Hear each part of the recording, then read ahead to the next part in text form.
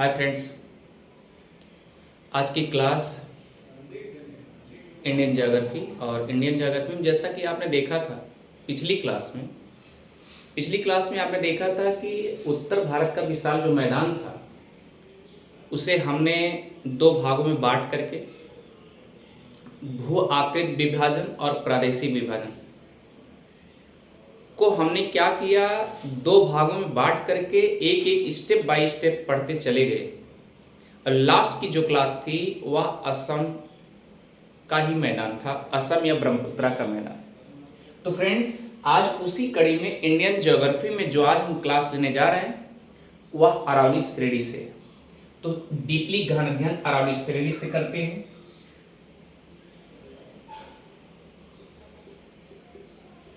अरावली श्रेणी। अब आपके मन में यह प्रश्न उठ रहा होगा कि अरावली श्रेणी, क्योंकि आप उत्तर का भारत मैदान पढ़ा रहे थे तो कैसे आज अरावली की तरफ पहुंच गए। इसलिए क्योंकि सबसे पहले जो अरावली है, गंगा आपने देखा, गंगा के पहले देखा पंजाब और हरियाणा का मैदान देखा, उसके पहले देखा राजस्थान का मैदान। तो स्पेशल राजस्थान में ही अरावली है ना, इसलिए सबसे पहले हम अरावली को ही खत्म कर ले, उसके बाद चलते हैं भारत के प्रायद्वीपीय पठार और पहाड़ियों पर चलते हैं। तो फ्रेंड्स, उसी कड़ी में आज जो अरावली श्रेणी है उसी अरावली श्रेणी को आज हम गहन अध्ययन करते हुए आगे चलते हैं। तो अब सवाल उठता है कि अरावली श्रेणी है क्या चीज। जैसा कि आप अरावली श्रेणी के बारे में जानते हैं कि यह आर्कियन युग की चट्टान है।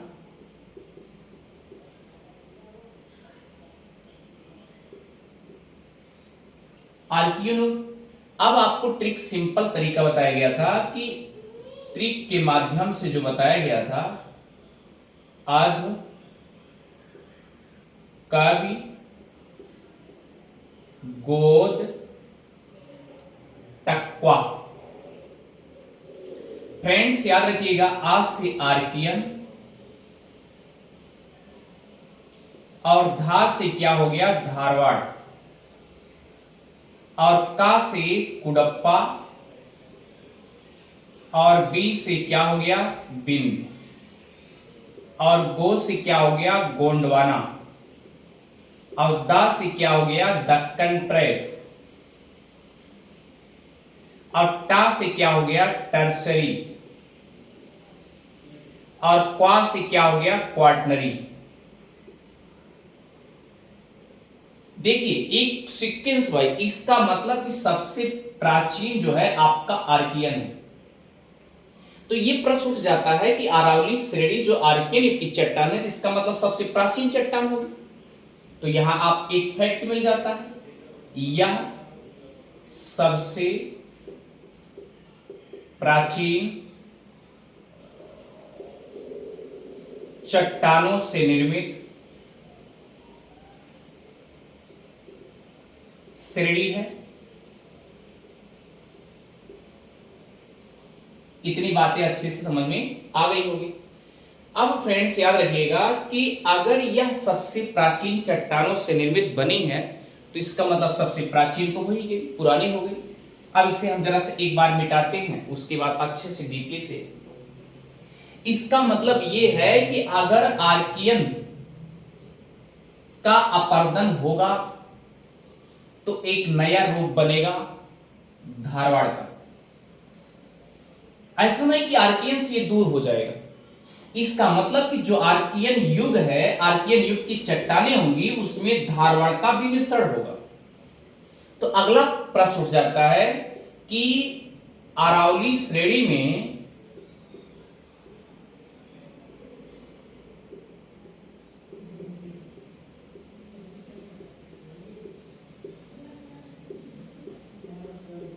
धारवाड़ चट्टान की भी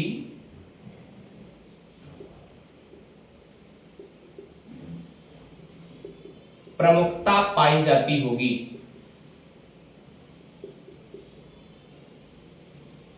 लेकिन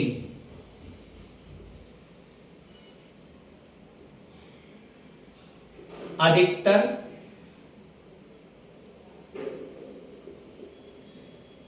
अरावली श्रेणी के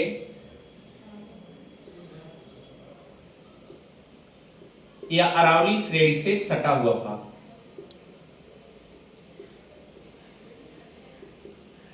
क्लियर? ये प्रश्न आपका इसी के अकॉर्डिंग समझिए। जैसे मान लीजिए एक चट्टान ऐसी बनी होगी, ये चट्टान बनी होगी तो ये अपर्दन हुआ होगा, तो इसमें से क्या होगा, ये अपर्दन होकर के धीरे धीरे खिसक करके यहां आएगी। अब इसके बगल तो क्या धारवाड़ी तो लगा है, एक नया रूप बना होगा। अब धारवाड़ तो इसका मतलब ये इस तरीके से आपका क्या है, मिश्रण है कि नहीं, आर्कियन का मिश्रण। इसका मिश्रण किस में जाएगा, कुडप्पा में जाएगा। कुडप्पा का मिश्रण किस में जाएगा, बिंद में जाएगा। बिंद का मिश्रण क्या होगा, गोंडवाना में। गोंडवान का अपर्दन क्या होगा, दक्कन ट्रैप में। दक्कन ट्रैप का अपर्दन जो होगा टर्सरी में होगा, और टर्सरी का अपर्दन जो होगा क्वार्टनरी में होगा, जिसे इसे आप क्वार्टनरी को अभिनूतन भी कहते हैं, अभिनूतन काल या युग। यहां तक कोई आपत्ति नहीं होनी चाहिए। इसका मतलब कि अरावली श्रेणी में धारवाड़ की भी बहुलता पाई जाती है, प्रमुखता पाई जाती है। तो सबसे पहले अब आइए चलते हैं। पहले तो अरावली में सबसे ऊंचे प्रवाह होगा। दूसरा कंडीशन क्या है, अगर ये सबसे प्राचीन है तो याद रखिएगा विश्व की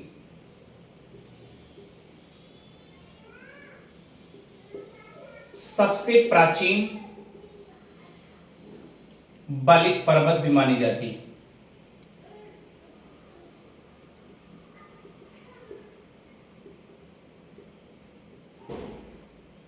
विश्व का सबसे प्राचीन बालिक पर्वत क्या है, ये आपकी अरावली श्रेणी होगी।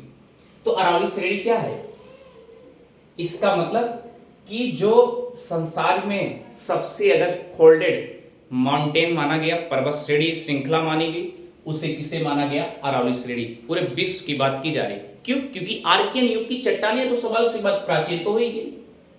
अब देखिए जैसे जैसे इसका अपर्दन होता गया, इसका मतलब पहले ये अरावली श्रेणी,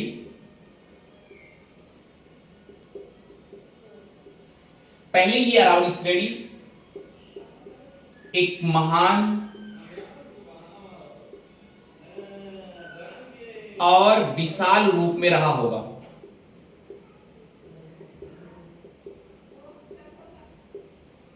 विशाल रूप में रहा होगा, लेकिन जैसे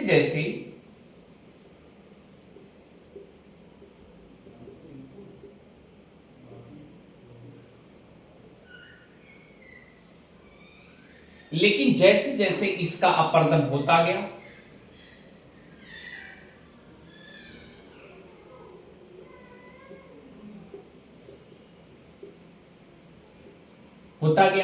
ये धीरे धीरे ये जो महान और विशाल दिख रहा था, ये क्या हो गया, एक छोटा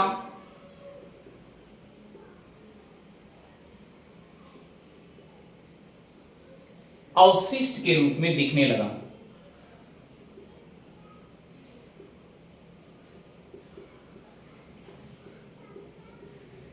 इतनी बातें अच्छे से समझ में आ गई होगी।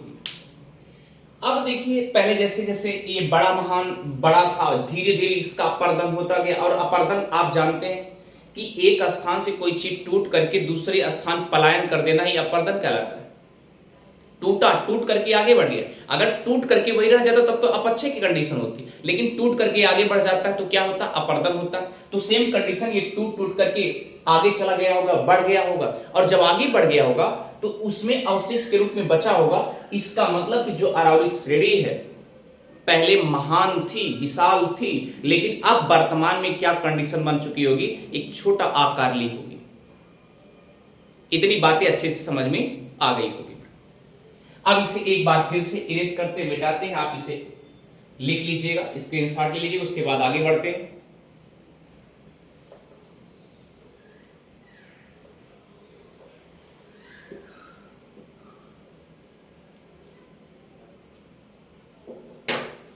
अब आप नोट करेंगे जो आर्कियन युग की चट्टानें हैं,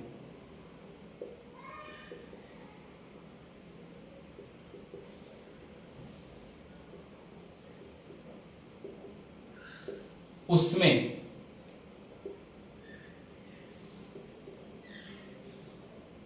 अरावली का विशेष नाम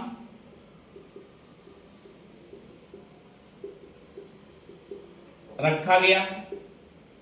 इसका मतलब कि अरावली श्रेणी पर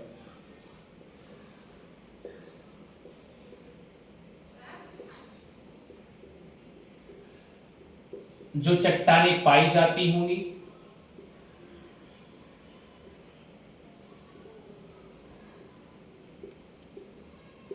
उसमें याद रखिए ग्रेनाइट, क्लियर, नीस, क्वार्टजाइट,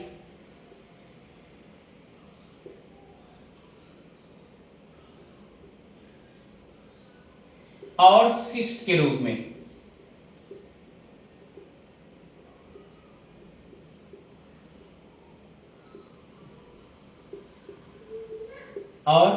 रूप में पाई जाती होंगी। ये फ्रेंड्स आपको अच्छे से समझ में आ गया होगा।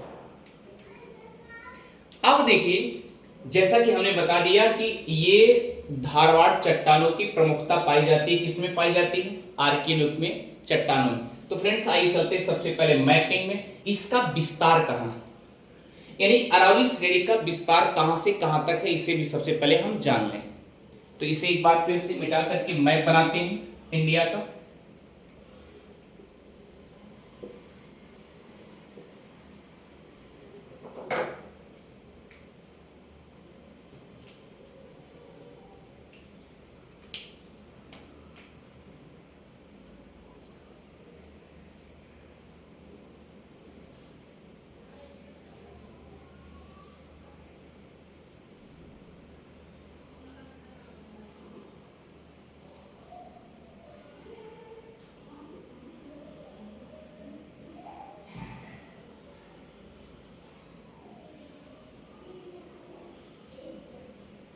ये देखिए एक इंडिया है,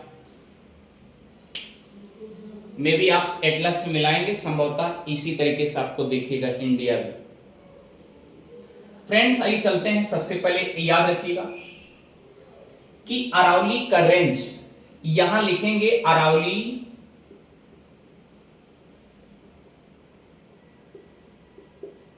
श्रेणी का विस्तार।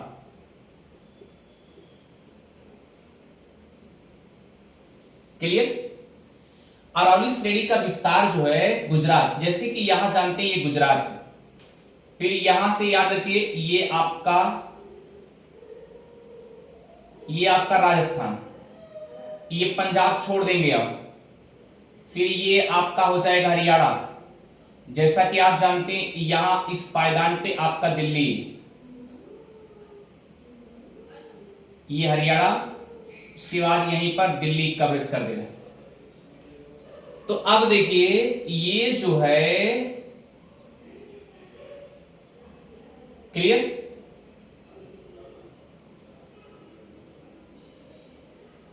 देखिए फ्रेंड्स ये गुजरात ऐसे है, गुजरात से लेकर के और यहां पर दिल्ली तक, ये हरियाणा को ये ऐसे निकला,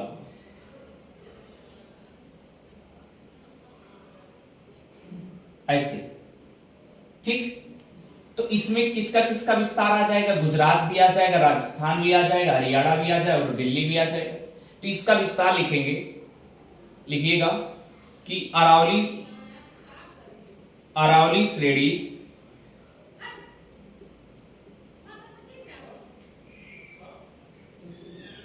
का विस्तार,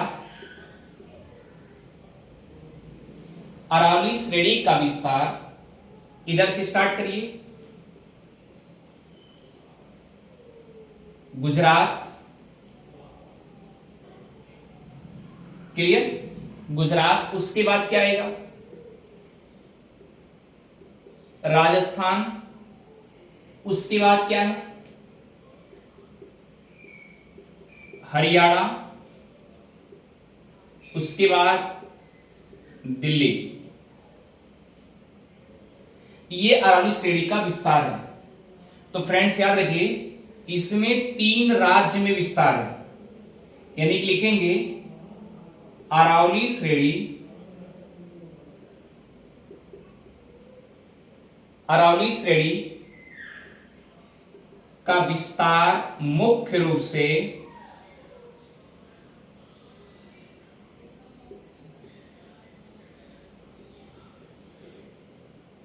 तीन राज्यों में है और एक केंद्र शासित प्रदेश में।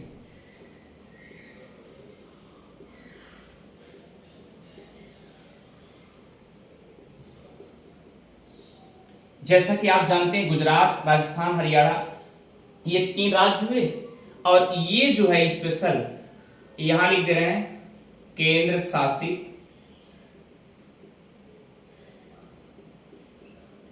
प्रदेश। क्लियर? तो गुजरात, राजस्थान, हरियाणा ये कितने हैं?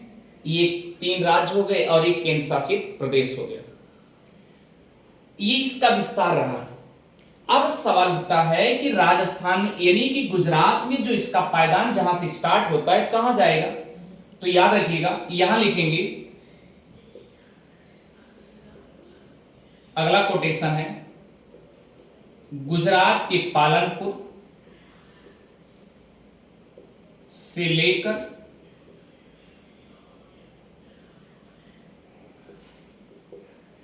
दिल्ली केंद्र शासित प्रदेश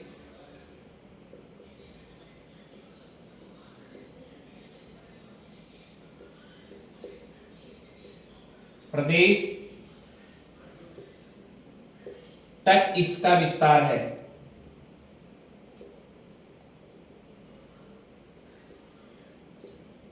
क्लियर? याद रखिएगा अरावली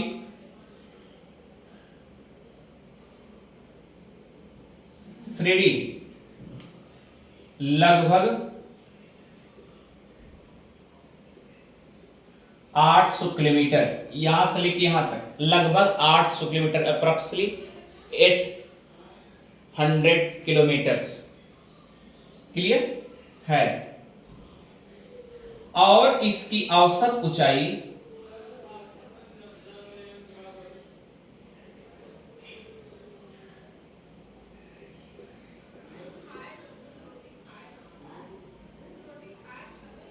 300 मीटर से लेकर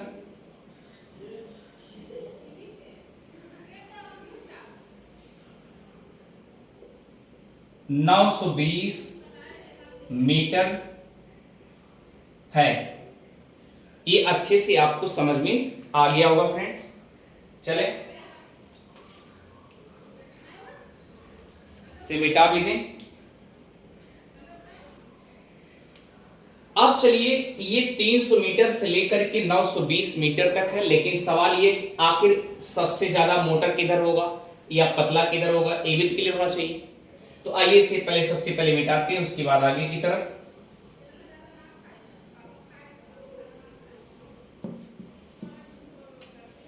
अगला कोटेशन है जैसे जैसे गुजरात के पालनपुर से चलते हैं, जैसे जैसे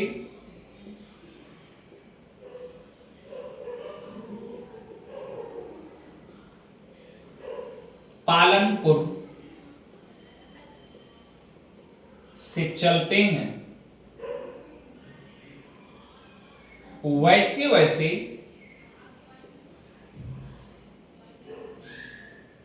अरावली श्रेणी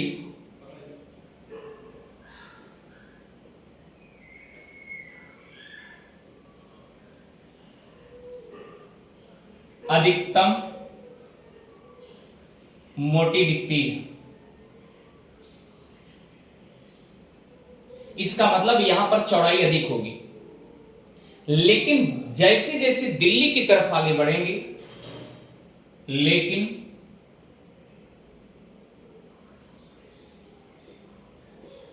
जैसे जैसे दिल्ली की तरफ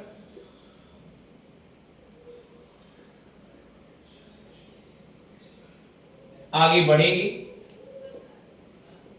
वैसे वैसे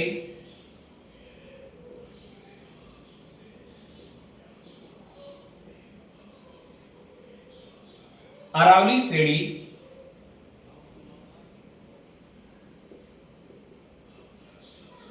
की मोटाई कम होती चली जाती है।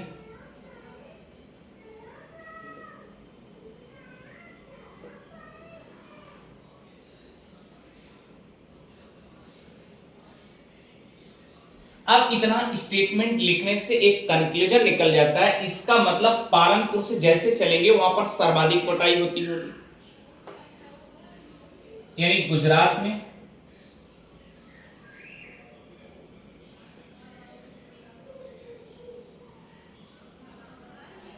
सर्वाधिक मोटाई स्टार्ट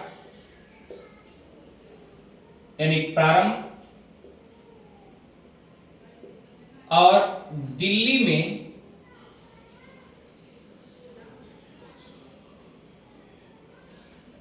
इसकी मोटाई सबसे कम होगी। इतनी बातें अच्छे से समझ में आ गई होगी। आप इसे स्क्रीनशॉट ले लीजिए, फिर उसके बाद आगे की तरफ कदम बढ़ाते हैं।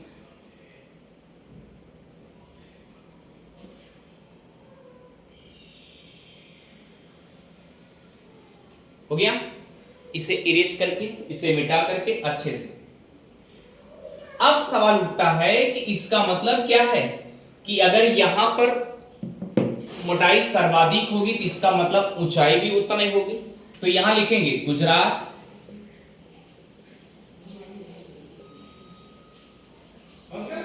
के पालनपुर से जैसे राजस्थान में या राजस्थान के माउंट आबू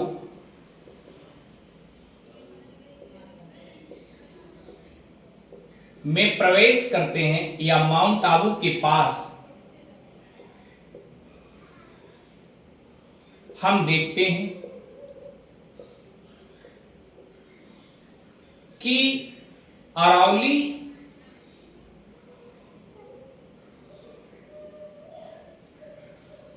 की मोटाई और ऊंचाई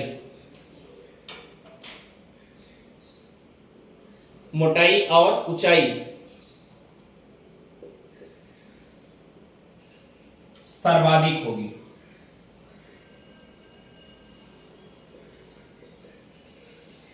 आप देखिए फ्रेंड्स, अगर यहां पर आपको मोटाई सर्वाधिक और ऊंचाई भी सर्वाधिक दिखाई देती होगी, तो इसका मतलब दिल्ली के पास जैसे जाएंगे तो वहां पर मोटाई और ऊंचाई क्या दिखेगी? सबसे कम दिखेगी। फ्रेंड्स, ये बात अच्छे से पकड़ में आ गई होगी। तब फ्रेंड्स आपने यहां देखा होगा कि जैसे माउंट आबू के पास पहुंचते हैं तो माउंट आबू के पास इसका मतलब काफी ज्यादा चौड़ा होगा। अब माउंट आबू है कहां, ये भी याद रखिएगा। राजस्थान में देखे होंगे बड़े बड़े सेमिनार जो होते हैं, लगभग एक प्रकार से हिल स्टेशन के रूप में समझा जाता है। स्टेशन मतलब ठहरा। तो याद रखिए माउंट आबू जो है यहीं पर राजस्थान में, याद रखिएगा। यहां पर इसको मिटा दे रहे हैं। ये माउंट आबू जो है फ्रेंड्स याद रखिएगा, ये राजस्थान में यहां पर है। तो इसको यहां लिखेंगे माउंट आबू।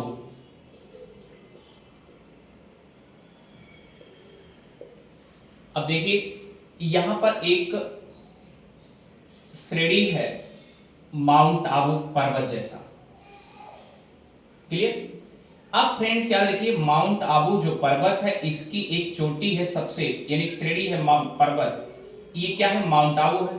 अब इसकी सबसे ऊंची शिखर जो है याद रखिएगा, यानी माउंट, अर्थात इसी के बगल है अरावली, ऐसे लिखेंगे। आबू की सर्वोच्च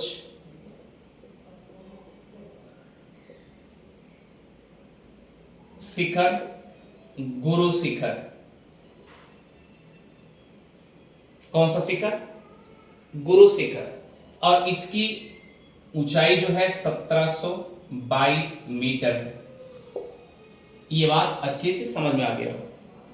अब जैसा कि फ्रेंड्स इधर जाएंगे, जैसे माउंट आबू के दक्षिण में जाएंगे तो आपको यहां एक जैन मंदिर मिलेगा, यहां पर एक जैन मंदिर मिलेगा जिसे दिलवाड़ा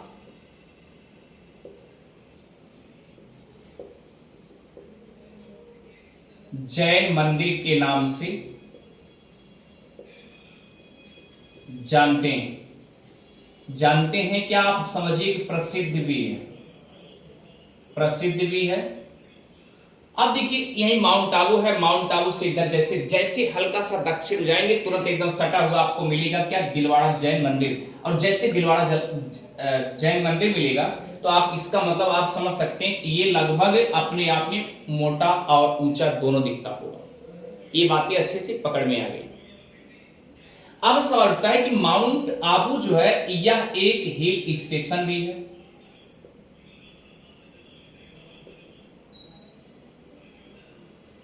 ठीक, इसे आप तुरंत स्क्रीनशॉट लीजिए, फिर आगे पॉइंट बताते हैं।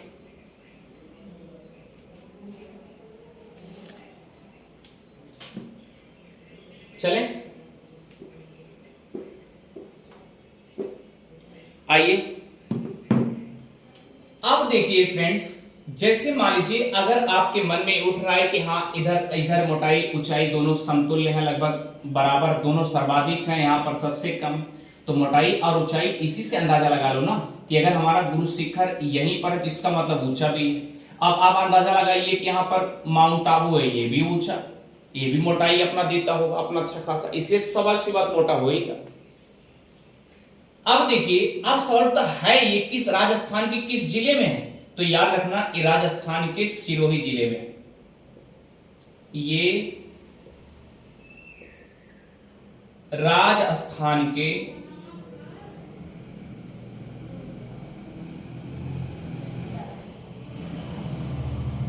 सिरोही जिले में अवस्थित है या स्थित है। इसका मतलब क्या क्या, ये माउंट आबू भी और गुरु शिखर भी और याद रखना दिलवाड़ा जैन मंदिर भी, यानी सब के सब राजस्थान के सिरोही जिले में ही अवस्थित है। ये बातें अच्छे से समझ में आ गई। अब इसको भी इरेज कर देते हैं, चलिए मिटा दें इसे।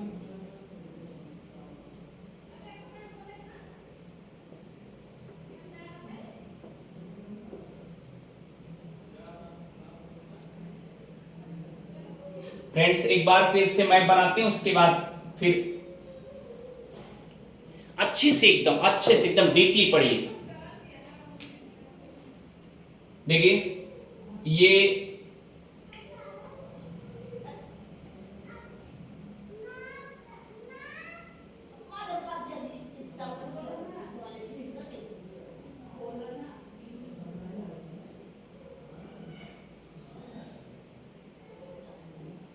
ये देखिए यहां से आपका ये स्टार्ट हुआ, ये दिल्ली कटक तक गया,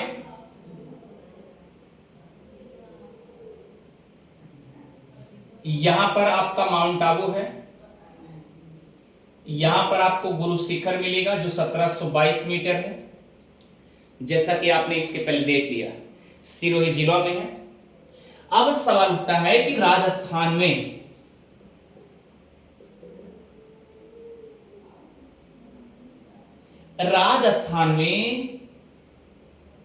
ये जो अरावली श्रेणी है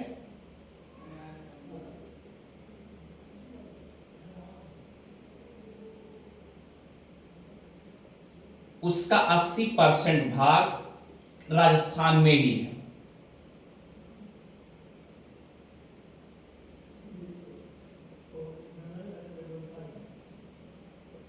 इतनी बातें अच्छे से समझ में आ गई होगी। आप फ्रेंड्स याद रखिएगा कि राजस्थान में जैसे आप जानते हैं कि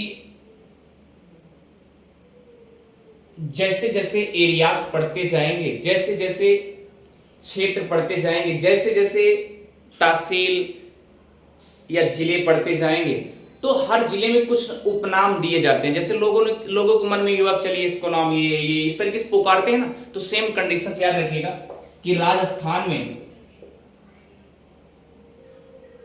अलग अलग क्षेत्रों में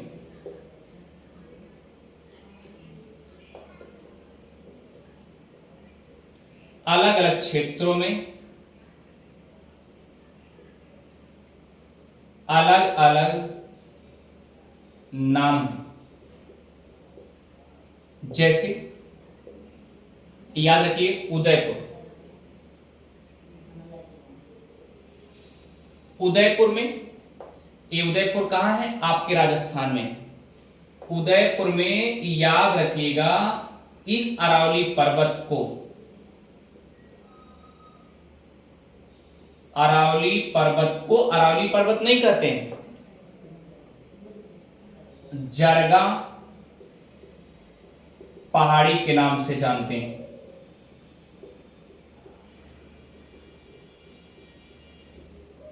किस पहाड़ी के नाम से जानते हैं? जरगा। इतनी बातें अच्छे से समझ में आ गई होगी। अब दूसरा क्या है याद रखिएगा, कुंभलगढ़ या गोकुंडा में अरावली पर्वत को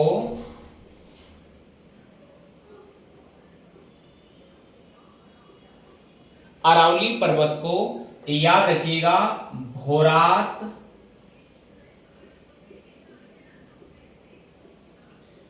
पहाड़ी के नाम से जानते हैं।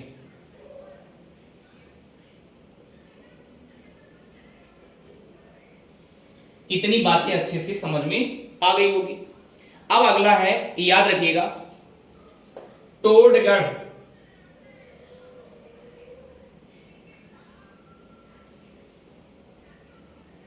याद रखिएगा भड़गड़ा। क्लियर? क्या बोलते हैं? भड़वाड़ा।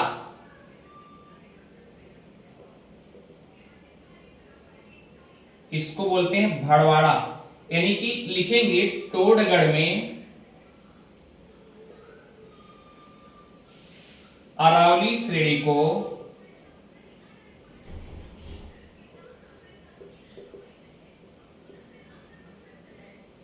भड़वाड़ा श्रेणी के नाम से।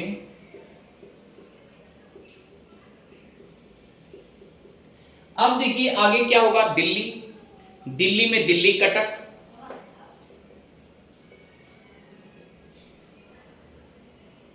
दिल्ली में क्या नाम बोलते हैं अरावली को? यहां लिखेंगे अरावली कटक, सॉरी दिल्ली कटक। अरावली श्रेणी को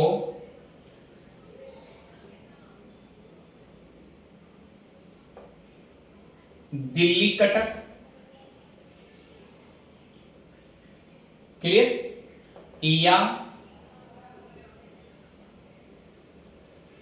रायसीना, जो इधर है ये दिल्ली के एकदम, रायसीना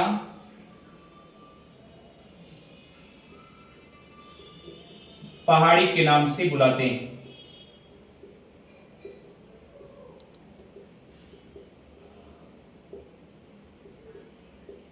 क्लियर? रायसीना पहाड़ी के नाम से बुलाते हैं, यानी अरावली श्रेणी को दिल्ली कटक या रायसीना। अब सवाल उठा रायसीना कहां? स्पेशल याद रखिए जहां पर रायसीना यानी कि राष्ट्रपति भवन, यहां लिखेंगे रायसीना श्रेणी। ये किसका नाम है? अरावली, अरावली श्रेणी का नाम है। कहां है? दिल्ली में। जैसा कि आप जानते हैं कि रायसीना श्रेणी पर भारत की केंद्रीय राजधानी या भारत की राजधानी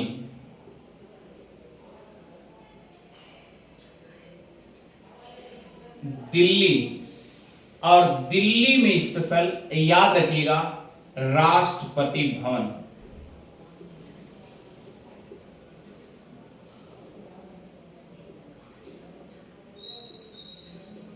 का निर्माण किया गया।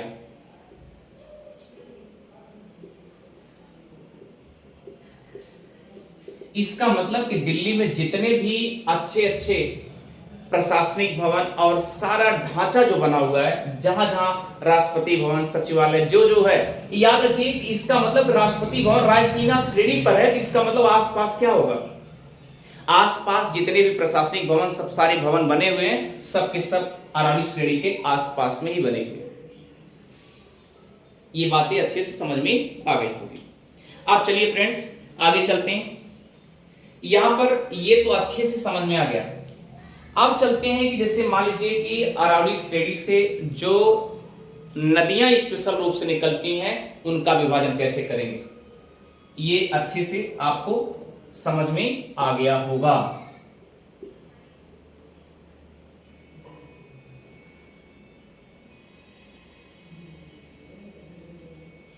चलिए लिखेंगे 3 प्रमुख नदियां।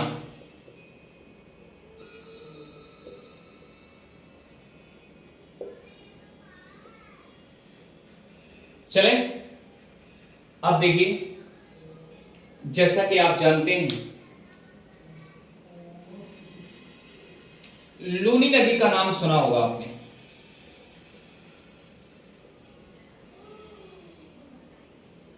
लूनी नदी याद रखिएगा, यहां पर नागा पहाड़ी,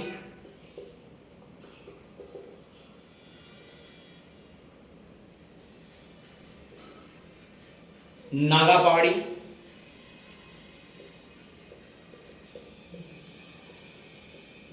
से निकलती है।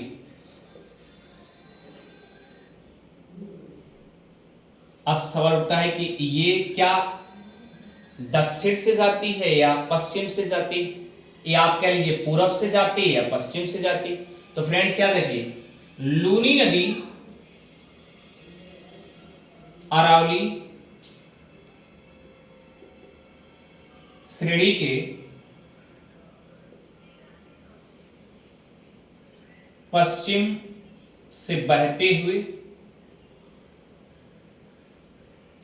ऐसे यहां से निकली, उसके बाद धीरे धीरे आते हुए कच्छ के रण में जाके सूख जाती है, बहते हुए कच्छ के रण में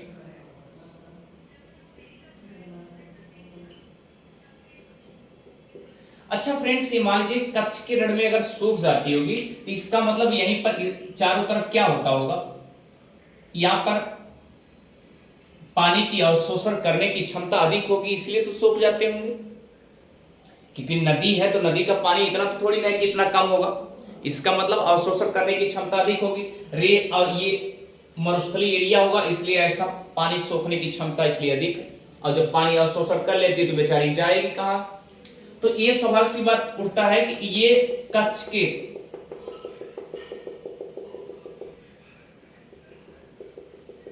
की खाड़ी में ना गिर करके या अरब सागर में ना जा करके यहीं कच्छ के रण में ही गिर जाती, मतलब सूख जाती। तो यह इसे क्या कहेंगे, एक प्रकार से यह एक प्रकार से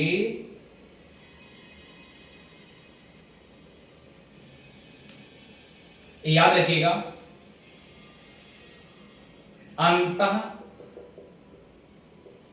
स्थली नदियां, यह एक प्रकार से अंतः स्थली नदी है। अब सवाल उठता है अंतः स्थली किसे कहते हैं। अंतः मतलब होता है अंदर अंदर, इंटरनल, अंदर अंदर स्थलों में ही सूख जाना ही क्या है, अंतः स्थली है। तो इसका मतलब नदी तो सूखी जा रही है कच्छ के, क्योंकि सागर में जा ही नहीं पा रही है, इसलिए यह अंतः स्थली नदी है। अब सवाल उठता है कि जब यहां से ये निकली है, याद रखिएगा यहां से जब निकलती, नागा पहाड़ी से निकलती है, तो स्वाभाविक सी बात फ्रेंड्स याद रखिए, ये कुछ मीठे पानी की नदी रही है। लेकिन जैसे जैसे ये मरुस्थलों के कच्छ के रण में पहुंच जाती है, तुरंत ये अपने आप में बहुत खारा होता चला जाता है। तो याद रखिएगा लूनी नदी की खूबी क्या है, लूनी नदी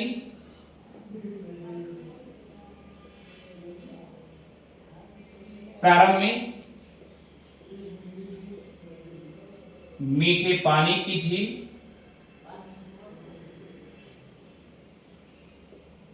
लेकिन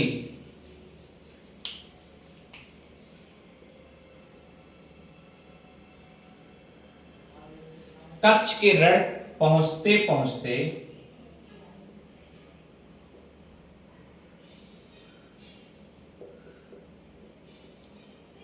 यह एकदम खारा हो जाती है।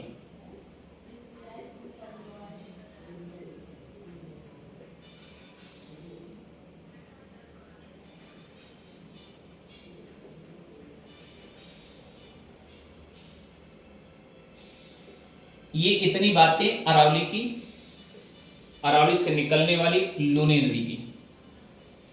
तो फ्रेंड्स याद रखिएगा, अगली जो घटना है बनास की है, बनास नदी। ठीक, तो इसे आप लिख लीजिए, उसके बाद मिटा देते हैं, आगे चलते हैं।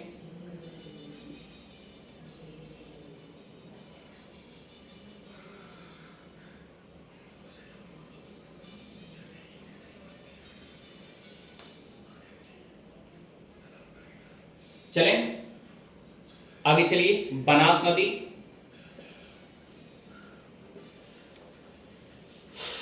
बड़ी गर्मी, लिखेंगे बनास नदी। बनास नदी की खूबी क्या है? बनास नदी यहां से निकलती है, याद रखिएगा, यह चंबल की सहायक नदी है।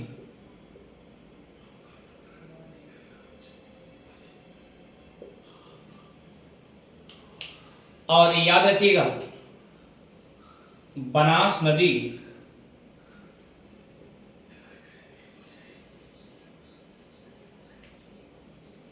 चंबल में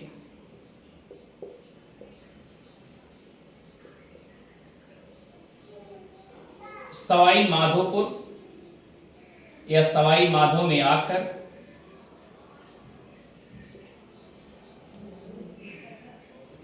अपना पूरा जल या अपना पूरा पानी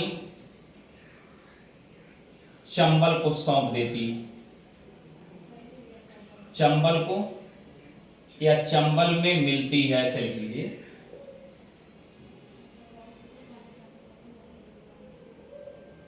क्लियर? ये ऐसे निकली, ये चंबल, यहां से ऐसे निकली चंबल, सॉरी बनास नदी, और उसके बाद ये आपके चंबल से मिल जाती है। तो फ्रेंड्स अच्छे से समझ में आ रहा होगा कि सवाई माधो में थोड़ा सा बड़ा हो जा रहा है, ये देखिए ऐसे, इधर चंबल, तो यहां चंबल में सवाई माधोपुर में जाके क्या करती है, अपना पानी सब कुछ किसको दे देगी? चंबल को दे देगी।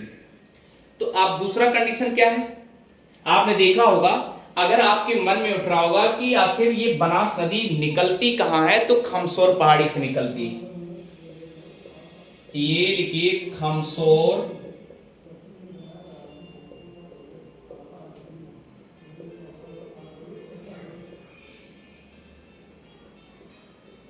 कहां से निकलती है? खमसोर पहाड़ी से निकलती है। क्लियर? और ये चंबल की सहायक नदी, जैसा कि एक वर्ड इसमें लिखा है बनास, यानी कि बन की आशा पहले बिल्कुल नहीं थी। इसका मतलब धीरे धीरे जब नदी पानी अपना इधर उधर न्यौछावर करने लगी तो वन की आशा होने लगी, जंगल की आशा होने लगी। तो याद रखिए, अगर हिंदी का शाब्दिक अर्थ देखेंगे बनास, तो वन की आशा या जंगल की आशा से लिया गया। तो फ्रेंड्स याद रखिए, बनास नदी जो है, यहाँ पर इसके आसपास में जंगलों का अभाव था, और जैसे जैसे नदियां पानी देती गई, धीरे धीरे जंगल विकास होता गया फ्रेंड्स। तो अब ये पानी अपना उड़ेल किसको देती है, यानी किसको गिरा देती है, किसको देती है? चंबल को, यानी चंबल की सहायक नदी मानी जाती है। ये अच्छे से समझ में आ गया होगा। अब अगली नदी है, लिख लीजिएगा, साबरमती नदी। ठीक है, अगली नदी साबरमती नदी। इससे भाव से ही पता चलता है कि साबरमती इन्हें गुजरात, ये डायरेक्ट साबरमती नदी यहां से निकलने के बाद ये आती खंभात की खाड़ी में गिरा देती। कहां गिराती? एक खंभात की खाड़ी। तो जैसे कि लिखेंगे साबरमती नदी, तो फ्रेंड्स याद रखिएगा, साबरमती नदी यह अरावली से निकलने के बाद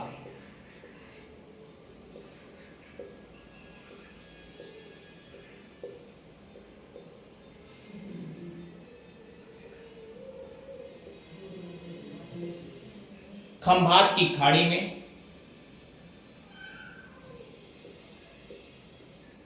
पानी गिरा देती है।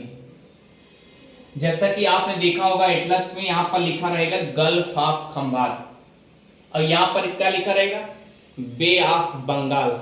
यहां लिखा रहेगा बंगाल की खाड़ी और यहां पर लिखा रहेगा गल्फ ऑफ खंभात, खंभात की खाड़ी। इसका मतलब इसका मुख सकड़ा है, इसका मुख जब सकड़ा है इसलिए गल्फ बोला गया, और इसका मुख जो है चौड़ा है इसलिए बे बोला गया।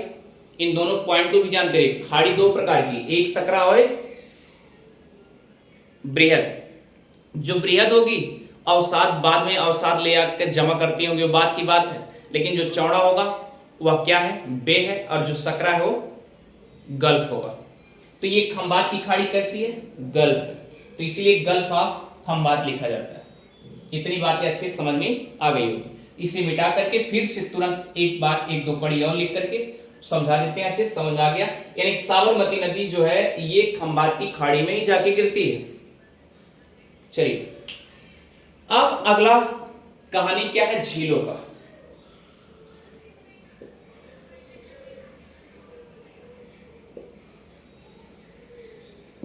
अगली जो कहानी है झीलों की। जैसा कि आपने एक झीलों का नाम स्पेशल सुना होगा कि पूरे भारत में अगर एक झील स्पेशल खारे पानी के लिए है तो आपने सांभर का नाम सुना होगा।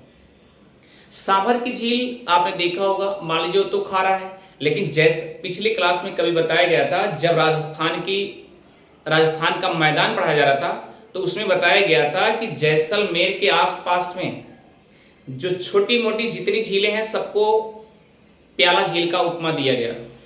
तो इसका मतलब सबसे बड़ा, अगर वहां का सांभर झील है, इसका मतलब सबसे बड़ा प्याला झील कौन सा होगा, याद रखना सांभर झील ही होगा। तो अब सांभर झील, तो फ्रेंड्स ये इसी पर हम ड्रॉप करते हैं और नेक्स्ट क्लास में आपको ये सांभर झील और डिटेल में जितने झीलें यहाँ पर छोटे छोटे सांभर झील, प्याला झील, इसको अच्छे समझा करके अरावली श्रेणी को हम एंडिंग कर देते हैं।